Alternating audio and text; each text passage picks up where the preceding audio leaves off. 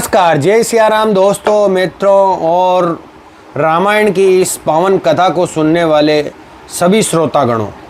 आज मैं रमेश पारिक आज आपके बीच में फिर से अयोध्या कांड के अगले भाग को लेके आ गया हूँ, जिसका इस पुरुषोत्तम मास के पावन शुभ अवसर पर आप सभी लोग इन कथाओं का श्रवण कर रहे हैं। वाल्मीकि रामायण की इस पावन कथा को सुनकर हम सब अपने जीवन में आने वाले सभी कष्टों, व्याधियों, सभी दुखों और सभी संकटों से मुक्ति पा सकते हैं। दोस्तों मित्रों, आज के इस कलयुग के घोर जहाँ पे हर व्यक्ति इस मोह माया के जाल में फंसा हुआ है कि उसे बिल्कुल भी समय नहीं है कि वो जीव अपनी गति के लिए, सद्गति के लिए कुछ कार्य कर सके। मित्रों, हमें रामायण की कथा, भगवत गीता की कथा और भगवत पुराण की कथा से और हमारे वेद पुराणों की कथाओं से ही हमें जीवन में किस प्रकार से रहना चाहिए, किस प्रकार से हमें सोचना चाहिए, किस प्रकार से हमें बोलना चाहिए, किस प्रकार से हमारा प्रबंधन होना चाहिए, मैनेजमेंट के गुर क्या होने चाहिए, किस प्रकार से हमें लोगों के समक्ष उनके गुणों के अनुसार प्रस्तुत आना चाहिए, यही चीज़ें हमें भगवान राम की इस पावन कथा से सुनने को मिलती है। और हम इस कथा में आज आगे जानेंगे। कल की कथा में आपने सुना, कल की कथा हम लेट से प्रेषित कर पाए थे क्योंकि कल मैं आउट ऑफ स्टेशन से वापस रेल में आ रहा था और वीडियो को शूट नहीं कर पाया था। तो आज कल रात को थोड़ा सा ही वीडियो हम लोग बना पाए थे। तो आज इस पावन कथा में, कल की कथा से हम आगे चलेंगे। कल अयोध्या कांड में हमने अयोध्या कांड का पहला भाग की कथा कही थी, जिसमें हमने जाना था कि किस प्रकार से भगवान श्री राम जो है वो अपने राज्याभिषेक की खबर को सीता को सूचित करने के लिए जब वहाँ पे गए तो उन्होंने सीता जी को वहाँ नहीं पाया और तब वे कौशल्या के कक्ष में गए। माता कौशल्या के कक्ष में उन्होंने देखा कि सीता राम के सौभाग्य के लिए घर में प्राण प्रतिष्ठित किए हुए भगवान नारायण के श्री विग्रह से श्वास अवरोधित करके, श्वास को रोककर तथा आधे नेत्र बंद किए मौन बैठकर प्रार्थना कर रही थी। कौशल्या जो लक्ष्मण एवं सुमित्रा के साथ में थी, राम को देखकर उनका अभिवादन करने उठी। राम ने उनसे कहा, हे माता, पिताश्री अपने सिंहासन के उत्तराधिकारी के रूप में मेरा राज्याभिषेक करना चाहते हैं। अश्रुपूर्व नेत्रों से कौशल्या ने उत्तर दिया, मेरी तपस्या व्यर्थ नहीं हुई, तुम एवं सीता दीर्घ काल तक सुखपूर्वक जीवन व्यतीत करो। तो मुस्कुराते हुए राम अपने भ्राता लक्ष्मण की ओर मुड़कर बोले, भ्राता, तुम्हें शासन कार्य में मेरा साथ देना होगा क्योंकि तुम दूसरे राम के समान हो। वस्तुतः तुम्हारे बिना मैं राजोचित वैभव अथवा जीवन में किसी सुख को पाने की कल्पना नहीं कर सकता। तत्पश्चात राम प्रसन्नचित होकर अपने महल लौट आए। सीता एवं राम ने मिलकर भगवान नारायण की आराधना की तथा रात्रि में विश्राम किया। इस बीच नगर की प्रजा हर्ष से आगामी उत्सव की तैयारी में लग गई। अयोध्या के मार्ग सुगंधित जल से धोए गए एवं उन पर सुगंधित पुष्प बिछाए गए। प्रत्येक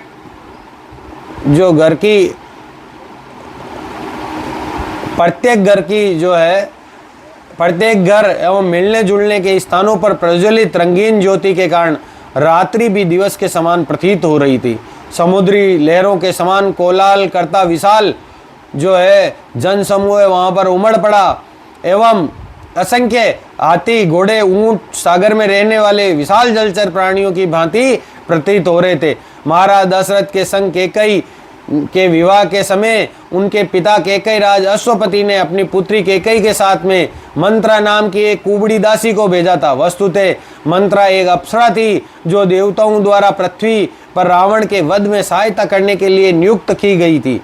राम के राज्याभिषेक दिवस के पूर्व सायंकाल में मंत्रा महल की छत पर जा पहुंची। वहां से उसने अयोध्या नगरी को भव्य रूप से सुसज्जित तथा मार्गों पर आनंद मग्न प्रजा के विशाल समूह को देखा। यह सब देखकर आश्चर्यचकित मंत्रा ने राम की पूर्व धात्री से पूछा, यह सब किस महान उत्सव हेतु किया जा रहा है? कौशल्या इतनी प्रसन्न क्यों है और वे ब्राह्मणों को उदारता पूर्वक दान क्यों दे रही है? उस धात्री ने प्रसन्नता पूर्वक उत्तर दिया, कल पुष्य नक्षत्र का मंगल मुहूर्त आने वाला है। शुभ अवसर का लाभ लेते हुए महाराज दशरथ अपने राज सिंहासन पर जो है उत्तराधिकारी के रूप में भगवान राम का राज्याभिषेक करेंगे। और ये अनपेक्षित समाचार को सुनकर कुबड़ी मंत्रा के मन में उसके ईर्ष्यालु हृदय को इस बात ने भेद दिया। इसे राजा द्वारा रचा गया षड्यंत्र समझकर वे अकस्मात क्रोध में आ उठी और अकस्मात उसे क्रोध आ उठा और वो कैकई को ढूंढने लगी। अपने स्वामिनी को शांति पूर्वक अपने कक्ष में शैया पर लेटे देखकर आश्चर्यचकित मंत्रा बोली, उठो उठो ना समझ, क्या तुम इस उपद्रव को नहीं देख सकती जो तुम्हारा नाश करने वाला है? क्या तुम अपने पति के मधुर शब्दों के जाल में इस प्रकार फंस गई हो कि आंखों के सामने जो कुछ घट रहा है तुम्हें उसका भी ज्ञान नहीं है? कैकई ने अनभिज्ञता पूर्वक उत्तर दिया कि उसे अपने पति के कार्य में कोई दोष दिखाई नहीं पड़ता है। इससे मंत्रा और अधिक क्रोध में आ उठी। चित्ताकर्षक वक्तव्य कला में निपुण मंत्रा ने कैकई से कुछ इस प्रकार बोला कि अंततः कैकई को अपने पति के ऊपर संदेह होने लगा। तो इस प्रकार मंत्रा जो है अपने तर्कों से कैकई के मन के अंदर द्वेष की भावना को जागृत करने में जो है जो सक्षम हो पाई। कैकई की हितैषी बनने का ढोंग करती हुई मंत्रा ने आगे बोला, निश्चय ही तुम अपने पति द्वारा राज्य के उत्तराधिकारी के रूप में राम का राज्याभिषेक किए जाने की योजना से अवगत हो।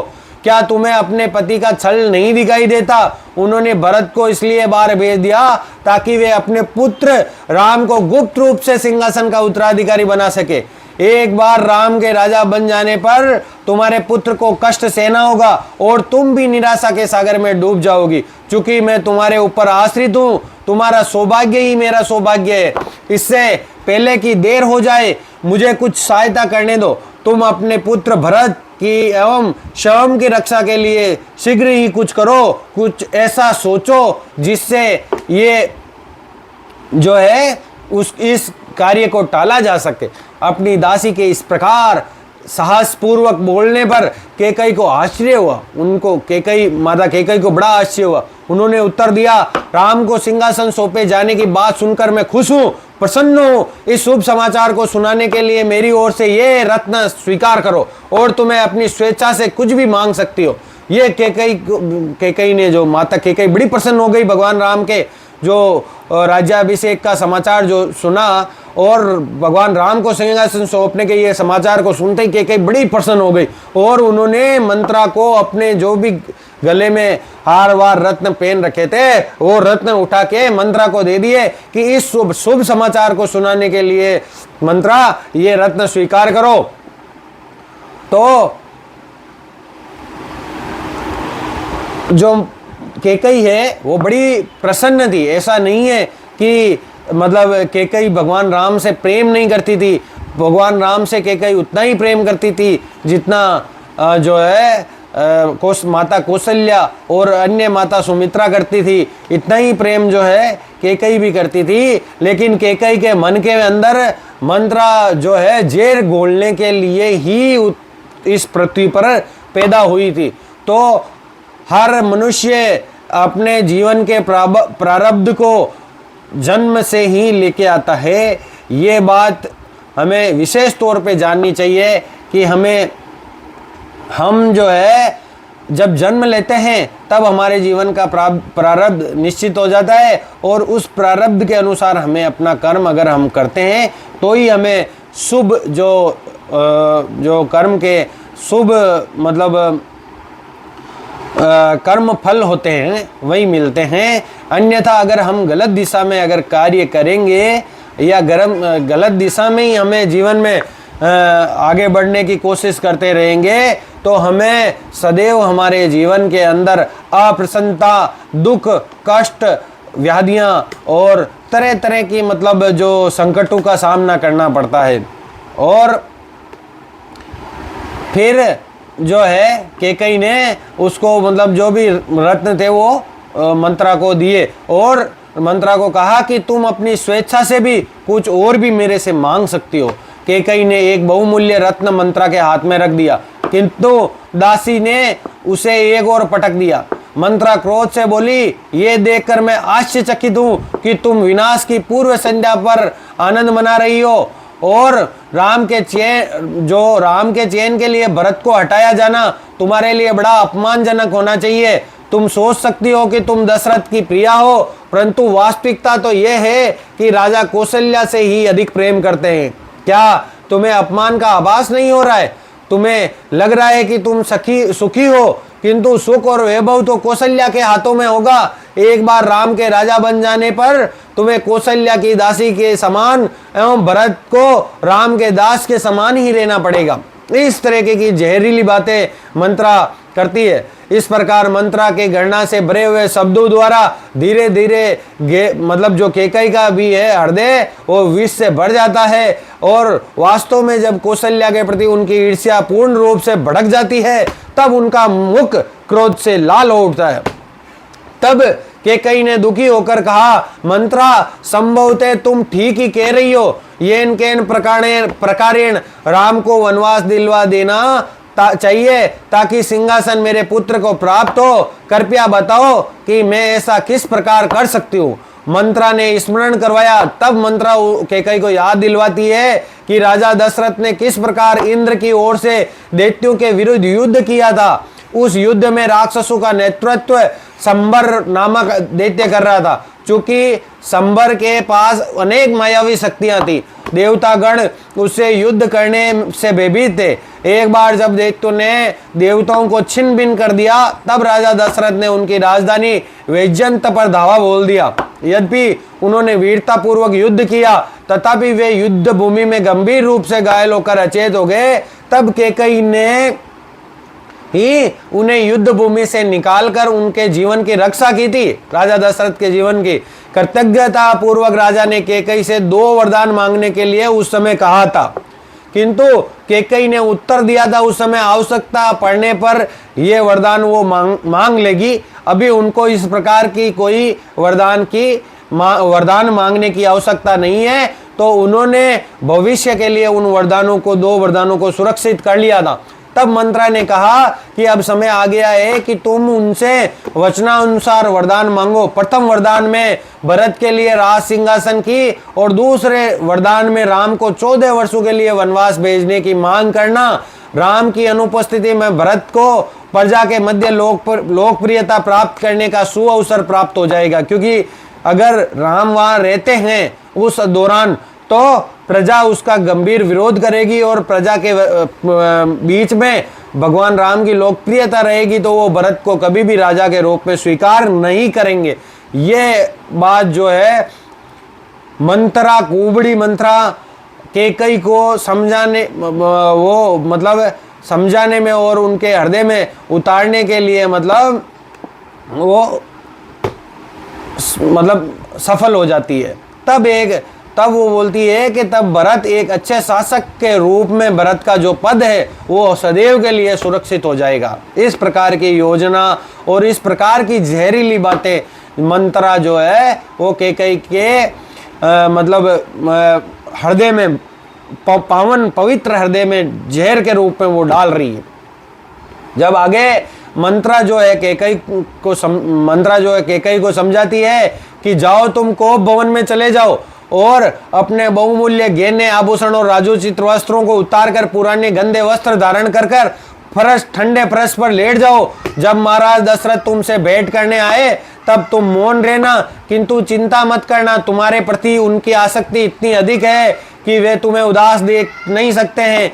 तुम्हें सुखी देखने के लिए वे कुछ भी कर सकते हैं। केवल इतना ध्यान रखना कि मन में तुम्हारी इच्छा दृढ़ बनी रहे। अपने पुत्र को सिंहासन दिलवाने के अतिरिक्त अन्य किसी भी बात से तुम संतुष्ट मत होना। उन्हें स्वर्ण आभूषण आदि वस्तुओं से नहीं बेलाने देना। उन्हें केवल 2 वरदानों के वचन का स्मरण करवाते रहना। जब वे सहमत हो जाए तब तुम कहना कि तत्काल ही भरत का राज्याभिषेक किया जाए और राम को वनवास के लिए भेज दिया जाए। क्योंकि अब तक कैकेयी का ये स्तर हृदय जो है पूर्ण रूप से ईर्ष्या और लोभ के अधीन हो चुका था। वे मंत्रा की युक्ति से प्रसन्न थी। उन्होंने अपनी दासी को यह सांत्वना दी कि वे उसके परामर्श का सशब्द जो है पालन करेगी। वस्तुतः मंत्रा के कुसंग के कारण कैकेयी भरत को संपूर्ण विश्व का शासक बनाने का स्वप्न देखने लगी और कैकेयी के मन में वो द्वेष बातें जो है वो घर कर गई और वो इस प्रकार के स्वप्न देखने लग गई कि भरत जो है, उसका पुत्र भरत जो है वो समस्त विश्व का राजा रहेगा और वो उसकी माता रहेगी और वो अन्य अन्य प्रकार के कई राजोचित ऐसे स्वप्न देख के तो एक विक्षिप्त स्त्री की भांति कैकेयी मंत्रा को संपूर्ण सौभाग्य का कारण समझकर उसकी सराहना करने लगी। उन्होंने कहा, मेरी प्रिय मंत्रा, यद्यपि कुबड़े सामान्यतः पापी होते हैं, किंतु तुम तो बुद्धिमान एवं सम्मान के योग्य हो। मुझे तो तुम्हारा तथाकथित विकृत तन अत्यंत सुंदर लगता है। तुम्हारा झुका हुआ शरीर पवन के झोंके से झुके हुए कमल के समान लगता है। इस प्रकार तुम अत्यंत आकर्षक लगती हो। इसके अतिरिक्त तुम्हारे स्तन विशाल और सुंदर है, जो नीचे झुके हुए तुम्हारी कोमल नाभि को आवृत कर लेते हैं। तुम्हारे वो जो है कुबड़ी मंत्रा होती है, उसको कैकेयी जो है अन्य अन्य कई उसके शरीर की, उसके सुंदरता की, उसके जो है रंग रूप की जो है कई प्रकार से वो बढ़ाई करती है और इस बढ़ाई के ऐसे ऐसे शब्द जो है वो कैकेयी यूज करती है, जिससे जो मंत्रा है वो जो अति प्रसन्न हो जाए और मंत्रा और भी कुछ उसको राहत दे, ताकि क्योंकि माता कैकेयी के विचार, इस प्रकार के विचार माता कैकेयी के मन में पहले कभी नहीं आए थे। तो फिर माता कैकेयी उनको ऊंचा चढ़ाने के लिए इस प्रकार के शब्द बोलती है कि जिससे वो और भी इस प्रकार की बातें कहे, ताकि माता कैकेयी को क्या करना है, कैसे करना है, उसका रास्ता मिले। तो वो कहती है कि तुम्हारे पैरों में पायल की मधुर ध्वनि उत्पन्न होती है। कूटनीति का समस्त विज्ञान तुम्हारे इस कुबड़ में ही समाया है, जो रथ के पहिए की दूरी के समान विशाल है। मेरी प्रिय मंत्रा, जब उत्तराधिकारी के रूप में भरत का राज्याभिषेक होगा, तब मैं तुम्हारे कुबड़ को शुद्ध स्वर्ण माला पहनाऊंगी और जब राम वन में जाएंगे तब मैं इस कुबड़ का चंदन से लेप लगाऊंगी। हे मंत्रा, मैं तुम्हें उत्तम वस्त्र और आभूषण दूंगी तथा अन्य सभी कुबड़ी स्त्रियों को तुम्हारी दासी बना दूंगी और उनसे जो है तुम्हारे पैरों की जो मालिश करवाऊंगी। इस प्रकार से कैकेयी अति प्रसन्न होकर कुबड़ी दासी को ऐसे ऐसे शब्द जो है वो बोलने लगी। इस बीच राम के राज्याभिषेक के सभी आवश्यक प्रबंध पूर्ण होने के पश्चात महाराज दशरथ जो है कैकेयी से मिलने अपने महल की ओर मुड़े। अपनी सबसे युवा रानी से मिलने के लिए उतावले दशरथ ने जब उनके कक्ष में उन्हें नहीं पाया, तब वे आश्चर्यचकित हो गए, ये सोचकर कि वे आसपास में ही कहीं गई होगी। राजा उन्हें पुकारने लगे, आवाज देने लगे, किंतु कोई उत्तर न मिलने पर उन्हें संदेह होने लगा, क्योंकि इससे पूर्व वे महाराज को सूचित किए बिना कभी भी भवन छोड़कर नहीं गई थी। अंततः एक सेवक से पूछने पर महाराज को पता चला कि कैकेयी कोप भवन में चली गई है और अधीर हो वे शीघ्र ही उसकी ओर चल दिए। जब राजा कक्ष में प्रविष्ट हुए, तब कैकेयी को फर्श पर लेटे हुए देखकर उन्हें गहरा आघात हुआ। अस्त व्यस्त गहनों आभूषणों के मध्य वे स्वर्ग से गिरी हुई कोई अप्सरा लग रही थी। राजा को सुंदर युवा कैकेयी अपने प्राणों से भी अधिक प्रिय थी। उनकी ऐसी अवस्था देखकर राजा चौंक उठे और बहुत दुखी हो गए। घुटनों के बल पर बैठकर प्रेम पूर्वक अपनी प्रिय रानी का मुख सहलाते हुए वे बोले, मेरी प्रिय कैकेयी, तुम्हें कौन सा दुख सता रहा है? तुम्हारी उदासी का क्या कारण है? जो कुछ भी हो उसके निवारण है तो मुझे हर प्रकार से तैयार जानना। क्या मैं तुम्हारा ध्यान नहीं रखता हूँ? क्या अन्य रानियों से तुम्हारा कोई झगड़ा हुआ है? क्या किसी ने कुछ ऐसा कह दिया है जिससे तुम्हें क्रोध आ गया है? मेरी प्रियतमा, जानो कि मैं तुम्हारे नियंत्रण में हूँ। तुम्हें प्रसन्न करने के किसी भी प्रयास को मैं अनदेखा नहीं कर सकता हूँ। कृपया ये स्पष्ट करो कि तुम्हें किस प्रकार का, किस बात का दुख है। मैं तुम्हारा दुख उसी प्रकार दूर कर दूंगा जैसे उदय होते हुए सूर्य प्रातकालीन कोहरे को लुप्त कर देता है। इस प्रकार की जो बातें हैं वो राजा दशरथ जी कैकई को बोलते हैं।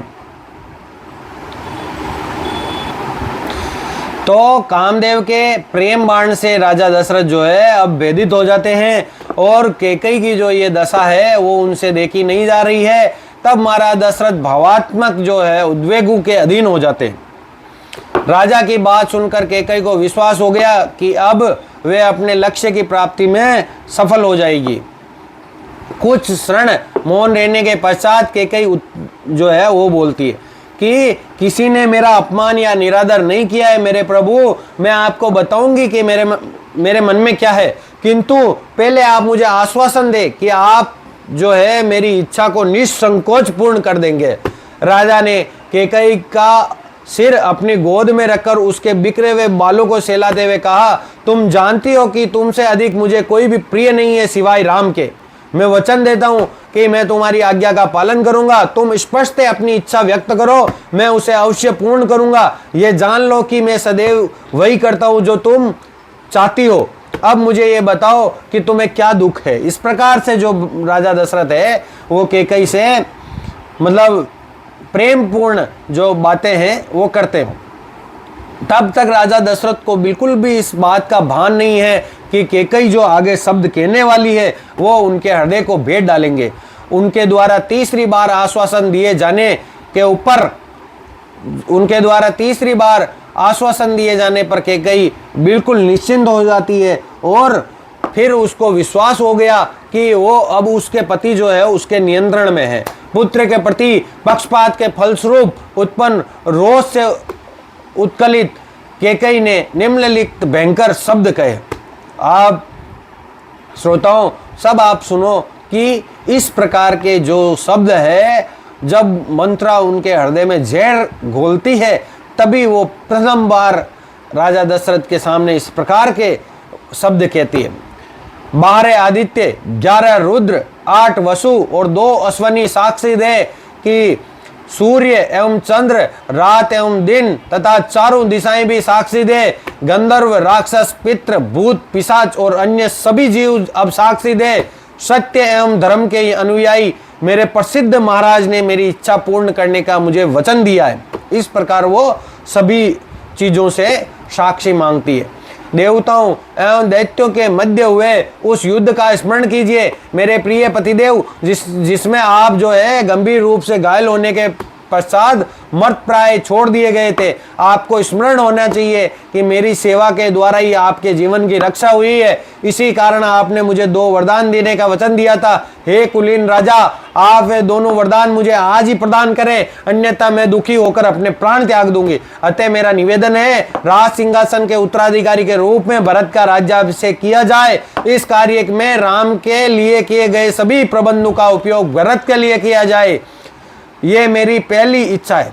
और मेरी दूसरी इच्छा है कि आज ही राम को दंडकारण्य वन में 14 वर्षों के लिए निष्कासित कर दिया जाए, जहां वे वृक्ष एवं मृग की छाल को धारण करके वहां निवास करें।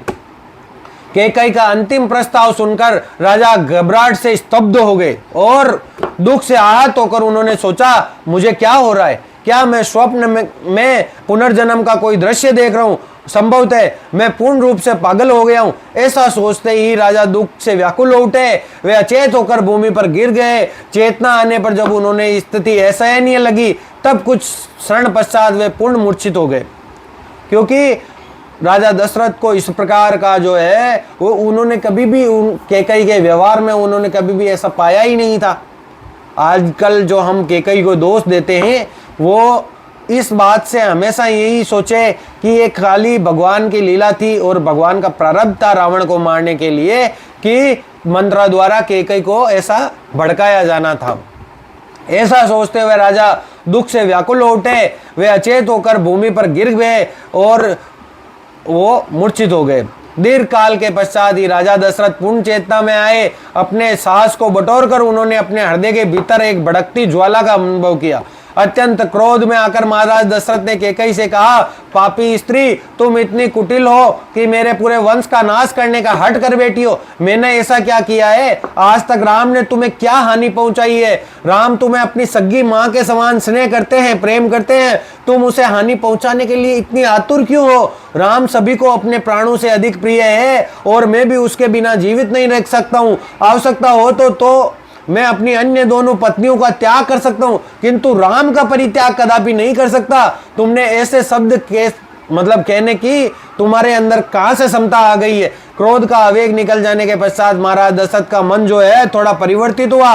तब राजा ने नम्रता पूर्वक अपना सिर कैकई के चरणों में रखते हुए निवेदन किया, मेरी प्रिय सुंदरी, तुम अपना ये भयंकर हट त्याग दो। राम सभी गुणों से संपन्न है, वे कृपालु, समाशील, सत्य के अनुयायी है, नेक है और कर्तव्य परायण भी है, हम सभी का कल्याण चाहने वाले हैं। राम ने केवल सदैव तुम्हें जो है भरत के समान प्रेम किया है। तुम्हारे ये शब्द जो है किस प्रकार से तुमने ये हट किया है? मैं भरत को राज सिंहासन का उत्तराधिकारी नियुक्त कर दूंगा, बिल्कुल निसंकोच कर दूंगा, मैं राजा भरत को बना दूंगा। लेकिन तुम्हें राम को वन में भेजने की बात सोचकर ही तुम्हें तुम्हारे मन के अंदर थोड़ी तो शर्म आनी चाहिए थी। लेकिन तुम राम को वन में भेजने की बात भी मैं कभी सोच ही नहीं सकता हूं। तुम इसे मांग कैसे सकती हो? मैं तो ऐसी बात भी नहीं सोच सकता। राम को कष्ट पहुंचाने का विचार तुम्हारे मन में कहां से आया है? क्यों आया है? वस्तुतः वे तो पूर्ण निर्दोष है और उसने कभी भी तुम्हारे प्रति एक कठोर शब्द आज तक नहीं कहा है। तो मेरी प्रियतमा हे कैकई, तुम मुझ पर दया करो, कोई दूसरा वरदान इसकी जगह मांग लो। मैं तुम्हें सारी पृथ्वी देने के लिए तैयार हूं, किंतु ये मांग मत करो। यदि मैं राम को अपने राज्य से निष्कासित कर दूंगा तो निश्चित ही मुझे मृत्यु को प्राप्त हो जाऊंगा। कृपया मुझे इस अति क्रूर तथा अधार्मिक कृत्य करने के लिए ऐसे विवश ना करो। तो इस प्रकार से दयनीय अवस्था में राजा दशरथ पहुंच जाते हैं और उनके श्रीमुख से इस प्रकार के तड़प भरे शब्द भगवान राम के लिए निकलते हैं। तब ऐसा बोलते समय महाराज दशरथ पीड़ा से करारते हुए करुण विलाप कर रहे थे। यद्यपि राजा ने उनसे दया के लिए प्रार्थना की, किंतु कैकई अपने निर्णय पर अटल रही और बोली, जब मुझे आपने 2 वरदान देने के वचन से मुंह मोड़ने का प्रयास कर रहे हैं, तब आप धर्म की बात कैसे कर सकते हैं? आपने दृढ़ प्रतिज्ञा की है और मैं ये कभी नहीं भूलूंगी। राजा शिवी का स्मरण कीजिए, जिन्होंने कबूतर की रक्षा की प्रतिज्ञा पूर्ण करने के लिए अपना मांस बाज को दे दिया था। यदि आप अपने वचन से मुंह मोड़ लेंगे तो आपके समूचे वंश पर कलंक लग जाएगा। अतः किसी भी परिस्थिति में आपको अपना वचन अवश्य निभाना चाहिए। तो फिर क्या होता है, वो धीरे धीरे हट की प्रवृत्ति जो है कैकई में आ गई और ये हट की प्रवृत्ति ही मंत्रा ने पूरी भर के भेजी थी। मंत्रा ने वो सारी बातें बता के भेजी थी कि वो तुम्हें किस प्रकार से 2 वचन नहीं देने के लिए, राम को राज्य से वनवास नहीं देने के लिए किस प्रकार की कोशिशें कर सकते हैं। तो इस प्रकार से जब कैकई जो है उनकी हट के अंदर वृद्धि होती गई, क्रोध एवं लोभ से आतुर तथा मर्यादा एवं लज्जा की सीमा का अतिक्रमण करती हुई कैकई बोली, हे राजन, मुझे अपना वास्तविक उद्देश्य ज्ञात है। एक बार आपके उत्तराधिकारी रूप में राज्याभिषेक हो जाने पर मुझे और मेरे पुत्र को निकालना आसान हो जाएगा। इस विघ्न को जो है टल जाने पर आप पूर्ण रूप से कौशल्या के साथ जीवन का आनंद उठाने के लिए मुक्त हो जाएंगे। किंतु मेरा प्रण है कि यदि आप अपने वचन का पालन नहीं करेंगे तो मैं आज ही विष पीकर अपनी जान दे दूंगी। इस प्रकार से जो है कैकई जो है हट के स्वरूप में इतने भयंकर शब्दों का प्रयोग करती है। तो वो ये बातें सुनकर जो है राजा दशरथ जो है दुखी हो जाते हैं और राजा आकाश की ओर एकटक देखते हुए राजा पुनः अपना संतुलन खोल बैठते हैं और राम राम कहते हुए भूमि पर गिर जाते हैं। तो इस प्रकार से जो है वापिस भूमि पर राजा दशरथ गिर जाते हैं। अब हम जो है कल की कथा में जानेंगे कि ये पत भ्रमित स्त्री के गणित पाप कर्म से जो है हम आगे क्या दृश्य देखते हैं रामायण, वाल्मीकि कृत रामायण के। तो आपसे निवेदन है कि इन कथाओं का आप जरूर श्रवण करें और रामायण की इस पावन सभी कष्टों से मुक्त करने वाली कथा को बार बार आप सुने। जय श्री राम।